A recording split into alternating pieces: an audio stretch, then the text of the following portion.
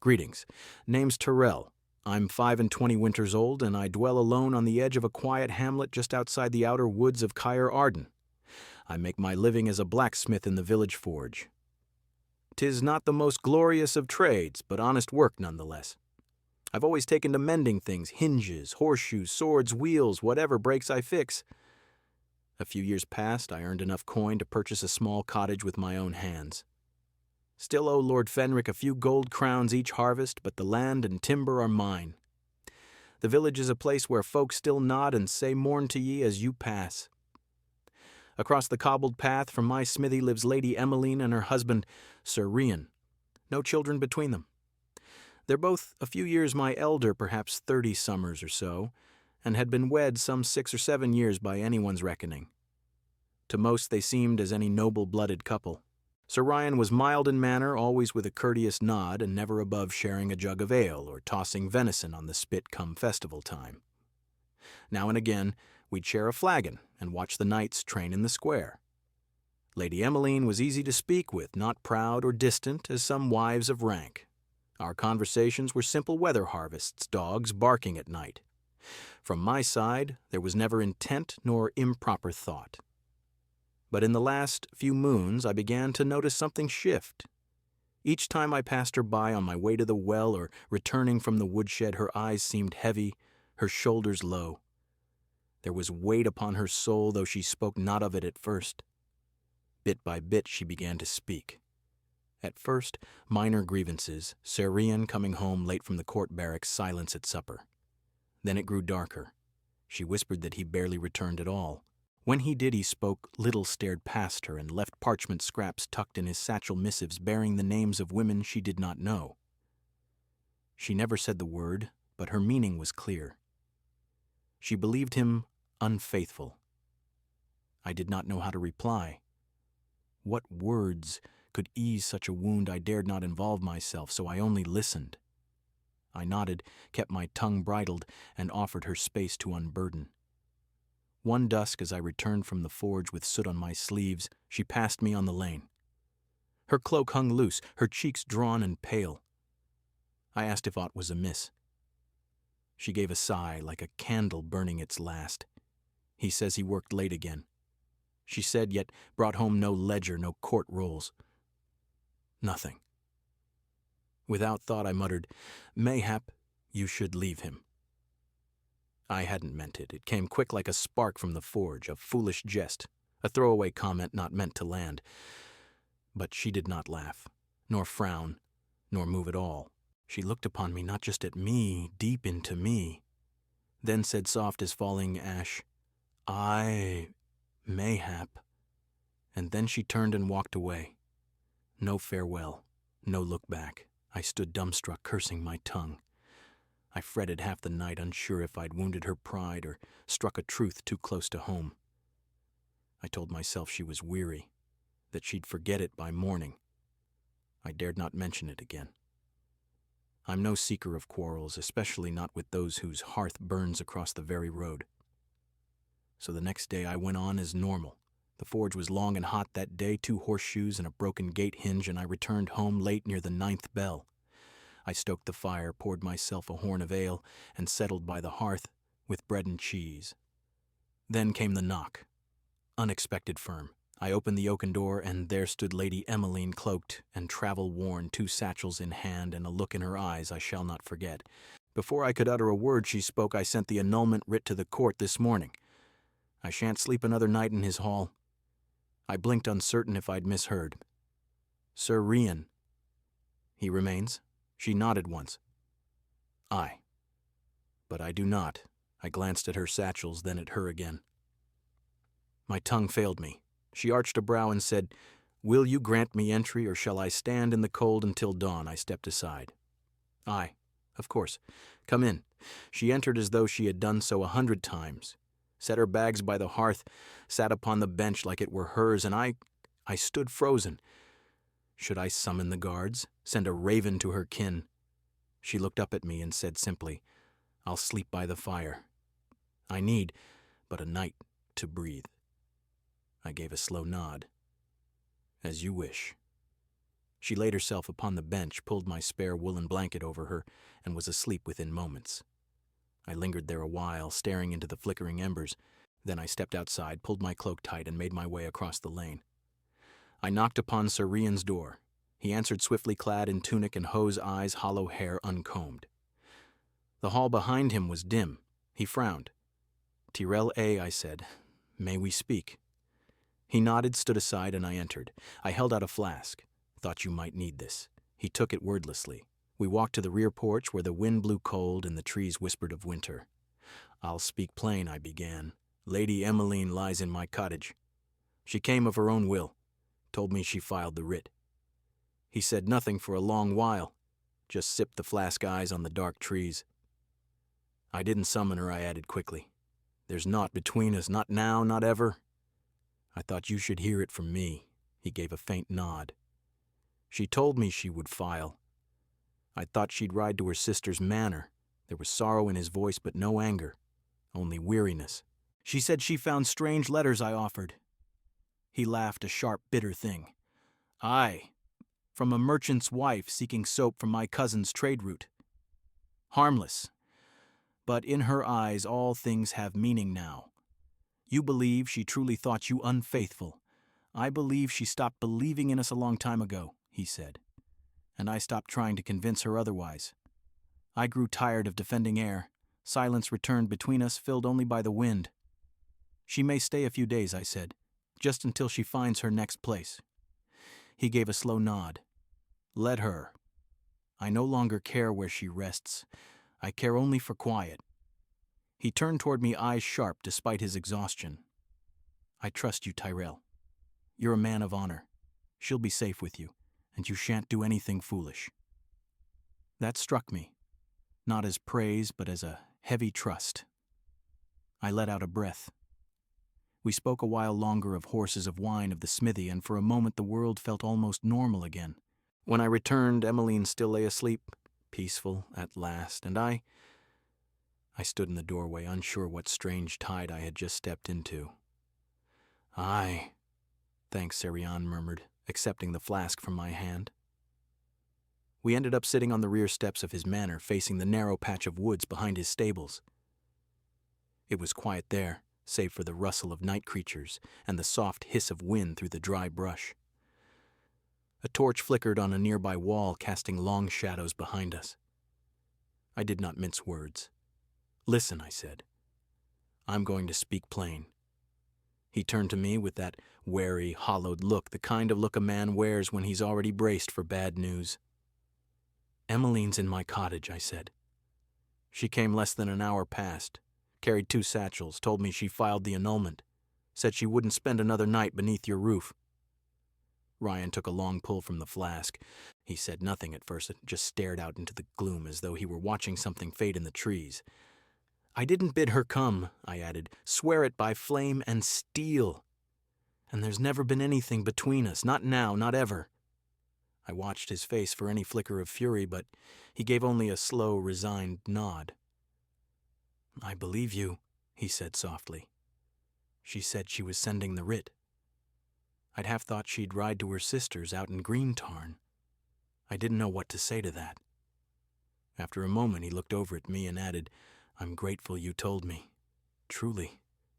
I know the sort of man you are, Tyrell." He leaned back on his elbows and exhaled a weary breath that carried years. "I've been trying to mend this marriage for too long," he went on. "But she's never been content. When I stayed home more, she called me idle. When I took on more work, she claimed I cared only for coin. Nothing's enough." "She said she saw letters from other women," I said cautiously. Ryan gave a dry laugh. "That was a customer? I clean horse tack and boots on the side just for extra coin. A merchant's wife inquired about polishing her husband's saddle. That's all. But to Emmeline it was treachery." "So she truly believes you've taken another?" I asked. "I haven't," he said flatly. "But I stopped trying to convince her moons ago. Ever reach that place where you're just done defending yourself?" I gave a slow nod. "Aye. I've known days like that. She's always been fierce," he said. "When she loves, it's a fire. But when she doubts—" He shook his head. It's like arguing with a storm wall. He fell silent again. After a time, I said, "She can stay at my place for a few days, just until she finds her footing. She's sleeping by the hearth now. My kin are coming next week anyway." Rian nodded again. "Let her be. I don't care where she rests anymore. I just want quiet, peace." I looked at him then. "I hope this doesn't turn us sour." He met my gaze. "You're one of the few neighbors I trust, Terrell. I know you. If she's with you, she's safe. And I know you won't do anything foolish." That struck harder than I expected. The trust in his voice wasn't light. I took a long breath. We sat there for a good while longer, not speaking of Emmeline. Instead, we swapped stories of the forge of the village drunk's latest mischief of the time his mule got loose and ended up in the chapel yard during a mass. We even laughed. When I returned to my cottage, the hearth had burned low. Emmeline was still there, curled on the bench beneath the woolen blanket, her satchel beside her. Her face, usually guarded or strained, was now calm, peaceful. Not like the woman who had poured out her pain these past weeks, just still. I stepped into the kitchen nook, poured myself a bit of spring water, and leaned against the beam, trying to gather my thoughts. She had truly done it. She'd left her marriage, crossed the road, and ended up here. And no, I wasn't flattered. I wasn't proud. If anything, I felt uneasy. Not because I didn't care, but because I did. And the last thing I'd ever wish was to be the cause of a union's undoing, even one already fraying. I went to my pallet and lay there staring up at the thatched beams overhead. And the only words that rang through my mind were the ones I'd uttered without thought the night before. "Mayhap you should leave him." A jest. That's all it was. Yet it stuck. I rose earlier than usual the next morn. Dawn had just begun to kiss the treetops with pale gold. For a moment I half believed it had all been a dream, that she wasn't truly here, that I'd find the hearth empty, the blanket folded. But when I stepped into the front room, she was already awake. Sitting on the bench, still wrapped in the blanket, hands around a steaming mug of nettle tea I must have left nearby. No noble gown today, just a homespun tunic and her hair tied back. No paint on her face, no polished jewelry. Just Emmeline. Real. She looked up at me and gave a tired, genuine smile. "Good morrow," she said softly. "Good morrow," I answered, rubbing the sleep from my eyes. "Did you sleep well?" She nodded slowly. "Better than I have in many moons." I poured a bit of tea for myself and sat across from her. Between us was only silence, not cold or awkward, but heavy, meaningful. Neither of us quite knew how to begin. So I asked, "Emmeline," I said, careful, slow, "may I ask something?" She met my eyes over her cup. "Of course." "Why me?" She blinked. "What do you mean, I mean? You've got kin, a sister, friends, dozens of folk in the manor or nearby villages. Why?" "My door." She stared into her cup a while before answering. "Because I trust you," she said at last. "You've always been honest with me, never judged. And when you said what you did last eve..." She paused, breathing deep. It lit something. I'd been thinking it for so long. Maybe I just needed to hear someone else say it aloud. I leaned back. It was a foolish thing to say. Mayhap she said. But it forced me to ask, why am I still breaking bread with a man who looks at me like a ghost? I didn't know how to reply. After a pause, I said gently, "Have you considered the chance that Sir Rian wasn't truly unfaithful?" She didn't speak at once, just stared at the steam rising from her cup. "He's never there, Tyrell," she said finally, "always working. Comes in late, speaks not a word, and when he does, it's like talking to stone. We're strangers in the same keep. But what if he's simply worn thin?" I asked. "What if in his own way he's still trying? I don't want to speak of him." She said, her voice quiet and sharp. I nodded. "Fair." "I've already leapt," she added. "No use in looking down now." We sat in that silence a while longer, both sipping tea. Eventually I said, "You can stay here a few days, a week at most. After that my kin will be visiting and I'll need the space." She nodded.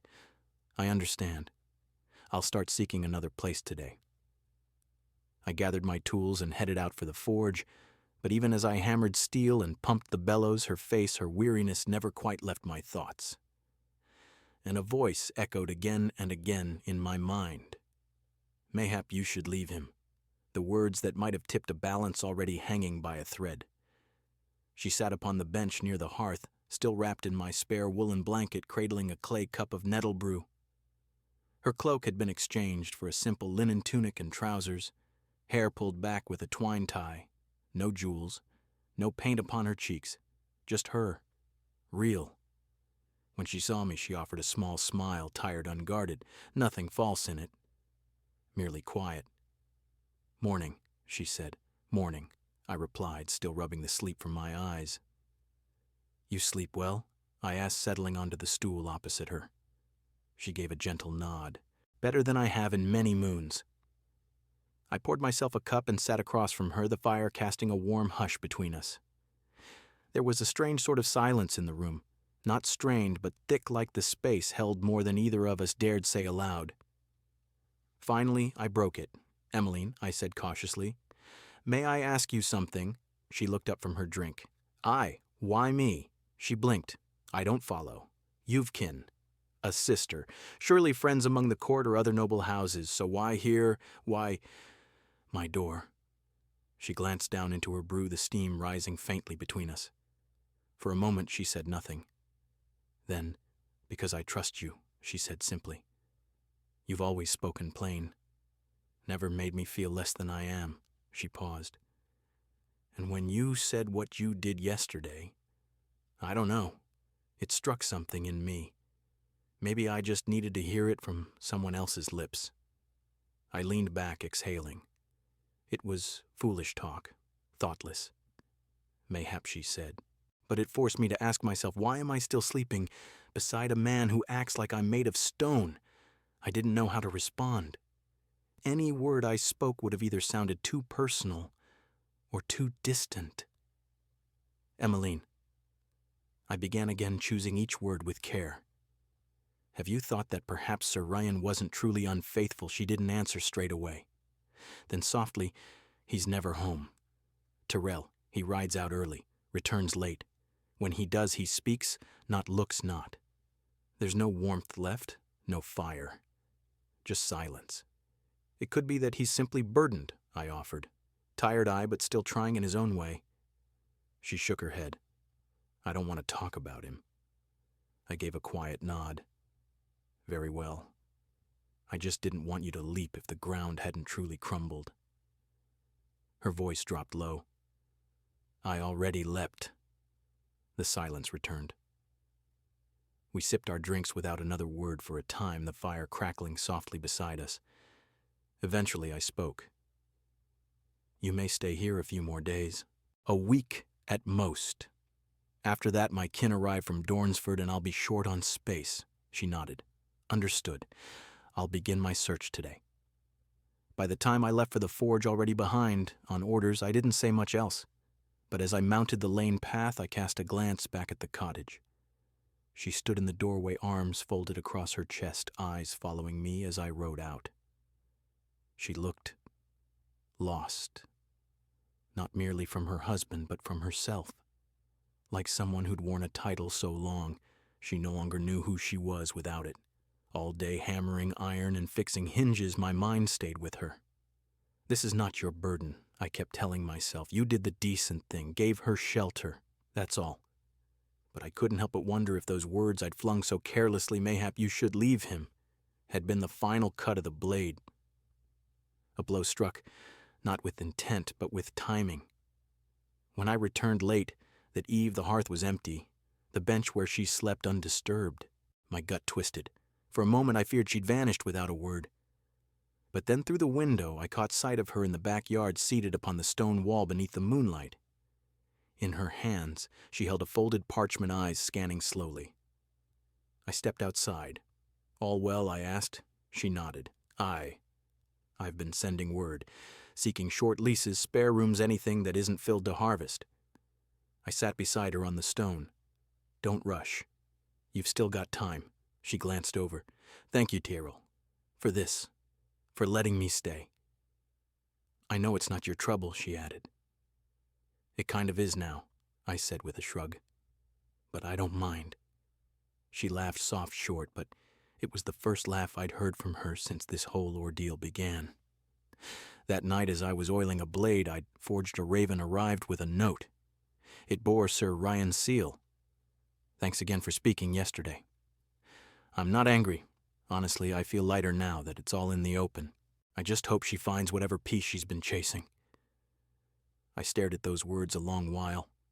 They felt final. I didn't pen a reply, just sat there reading them over again. That was the moment I knew whatever this had been between Ryan and Emmeline, it was done. And whatever line I'd been standing near the one between neighbor and unwitting participant in their undoing, I'd already crossed it, whether I meant to or not. By the third morn, we had settled into a strange rhythm, not quite kin, not quite strangers.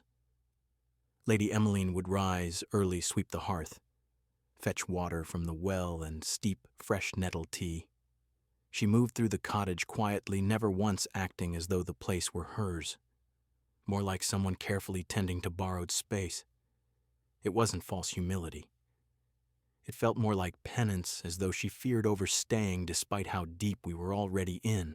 By the time I returned from the forge near dusk, I'd often find her reading from a small-bound prayer book, sometimes chopping herbs, other times boiling stew. Not out of politeness, no, but like one trying to remember she still had purpose. We did not speak of Sir Ryan, not once. I never brought him up, nor did she. Yet his presence lingered like smoke, faint, invisible, but still in the air between us. One evening, after sharing a simple supper of stewed turnips and barley bread, we sat on the wooden steps just outside the cottage door. The moon was veiled, the woods alive with insects and soft wind. She sipped her tea, the iron spoon clinking softly.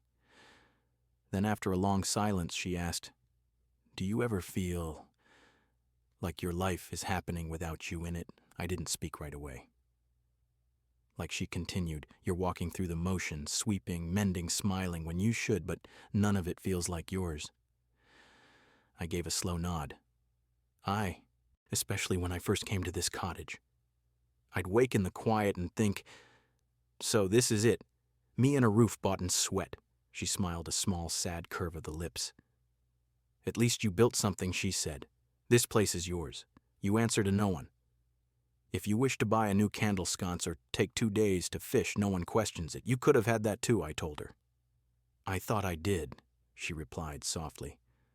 "But maybe it was only what I told myself. Or maybe it was never real at all." She paused, turned her gaze toward me. "I'm not trying to sound pitiful, Tyrell. I know I arrived unannounced, and you've shown me more grace than I deserved. But it's starting to settle now. I truly did it." She looked down at the cup in her hands. "I left, and there's no going back." I leaned back, letting the wind touch my face. "Are you sure about that?" she answered quickly. "I'm sure I no longer want to spend my years hoping a man might become someone he's not." We fell quiet again, just two souls beneath a canopy of stars. Then I said, "You know, Ryan doesn't hate you." She turned surprised. "He told me he's tired, worn down, but he said he hopes you find peace." Her eyes lowered to her cup, and when she spoke, her voice was little more than a whisper. "He used to say that too, that he wanted me to find peace." I could never tell if it was kindness or a plea for silence. I said nothing, because I didn't know she was wrong. The rest of the week passed in that same quiet rhythm. She cleaned the spare chamber, fetched bread and root vegetables from the village square, insisted on paying for what she could, though I told her it wasn't needed. She kept her distance, never entered my chambers, never spoke too late. There was no spark between us, no dangerous pull. Just two people in a space too full of what had just passed. On the 6th day, I returned from the forge, soot still clinging to my sleeves, and found her folding linens in the sitting room. She looked up with a faint smile. "I found a place. Small, with a month-to-month let." "It'll do. That's good," I said with a nod. "I'm moving come sunrise. My cousin's coming with his cart." I stood there uncertain what to say. She went on. I just wanted to thank you. For the roof. For not making this harder than it already was. You needn't thank me, I said. But I appreciate it. She hesitated, fingers still on the folded cloth. I know this all began with something you said. Probably just a jest. And maybe I held on to it longer than I should have, but don't carry the blame. I let out a quiet breath. Too late for that. I'm serious, she said. You didn't break us. We were already broken. That night we didn't say much. She retired early. I stayed by the hearth, poking at logs, staring into the flame. Part of me felt relief, like the weight was lifting. No more second-guessing, no more quiet tension. But another part of me felt something else entirely, as though a storm had passed through, rattled everything, and now was slipping away in silence. At dawn, I helped her load her satchels into the cart. Her cousin, a tall man, with little to say, gave me a nod, but no questions. Before she climbed aboard, she turned, reached out, and gave me a quick embrace. No tears, no drama, just a real thank you from someone who needed a place to fall and found one. I stood at the end of the lane, hands in my cloak, watching the cart vanish over the hill. Then I returned to the cottage. It was quiet again. Too quiet. That eve, not long after sundown, Sir Rian arrived. No cloak, just his tunic and boots as he used to when things were simple. He knocked once, then opened the wooden door as though it were still familiar to him. May I sit? He asked. Go on, I said.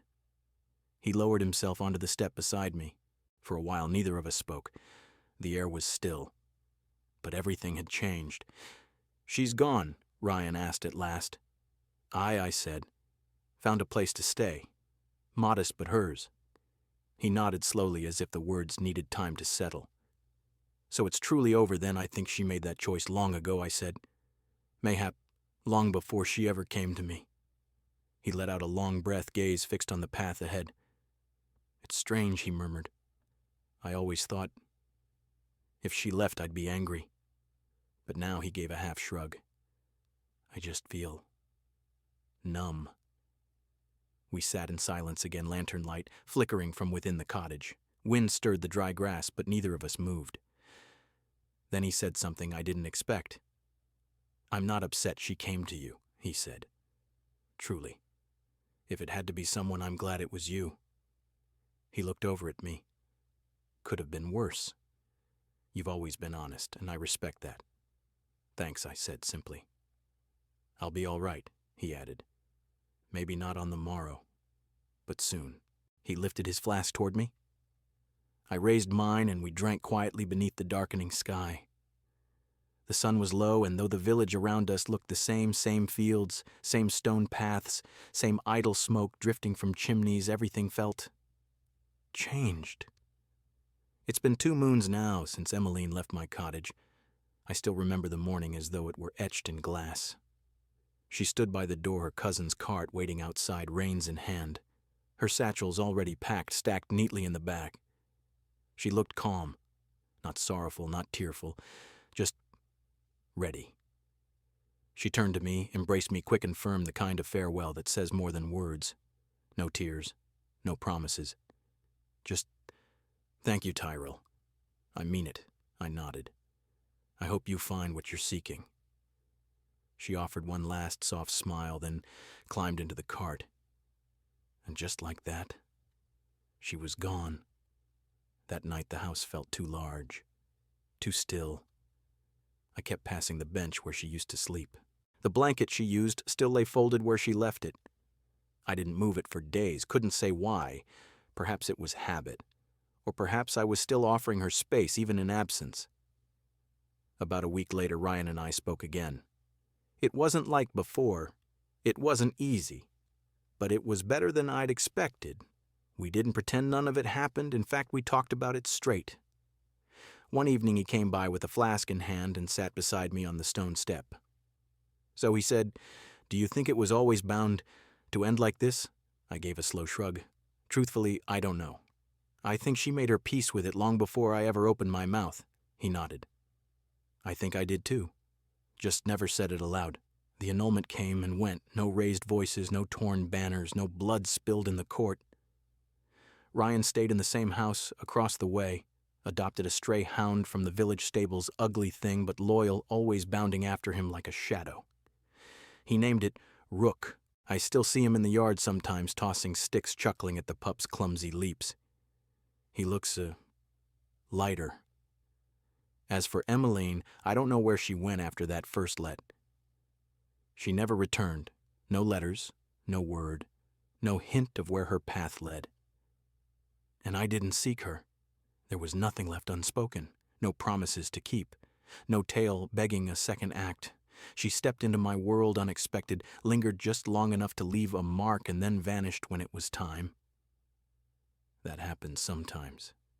People drift through your life, stay for a season, then fade like smoke on a cold morning. As for me, I returned to the forge, to hammer and heat, to fixing what could be mended and leaving what couldn't. I started building that awning I'd been putting off for nearly a year, the one over the back steps. Life returned to its rhythm, but not quite the same. Something had shifted. I spoke with more care, thought twice before casting off a jest, because I'd learned how even the smallest remark tossed out like kindling could stir a blaze in someone already standing in dry grass. I don't think I broke their marriage, but I might have nudged its fall, even if I never meant to. And yes, I still think about that night. The moment I said those words that I now understand carried more weight than I realized. Mayhap you should leave him. To me, it was nothing more than a tired quip. To her, it was a mirror, a truth she'd already been staring into but needed someone else to name. When she knocked at my door the next eve, I understood something new. Life rarely offers warning bells. Sometimes it just arrives. Would I change anything if I could go back, mayhap? Mayhap I'd hold my tongue, think before speaking into someone's storm. Then again, mayhap it was always fated, that I was merely the final whisper in a long chain of silence. I don't feel guilt. But I do remember. I remember a week where the world turned sideways, of a bench that became a refuge, of two souls who had drifted too far apart, and of myself caught in the quiet between them. You don't plan for such things, but you don't forget them either. So yes, that was the week I made a careless remark, and the very next day she left her husband and came to my door. She stayed a while. Then she left. Their union ended. And me, I'm still here. Still Tyrell. Still mending what I can. Of two souls bound by vows, long fated a union run, dry of affection, yet kept upright by routine and fear of change. And of myself drawn into their unraveling, not by desire or deed, but by accident of timing. 'Tis not the sort of tale one seeks, but it's the kind one carries. And truth be told, it's not the kind of lesson you need twice. So that was the time I spoke a foolish jest, told a noblewoman she ought to leave her husband. And on the very next day, she did. She came to my door-cloak heavy with ash and burden and asked for shelter. I gave it. She stayed 7 days, then she left. Her marriage, once a fortress, crumbled quietly behind her, and me, I remained. Still Tyrell, still here. Still tending flame and iron and choosing my words with greater care.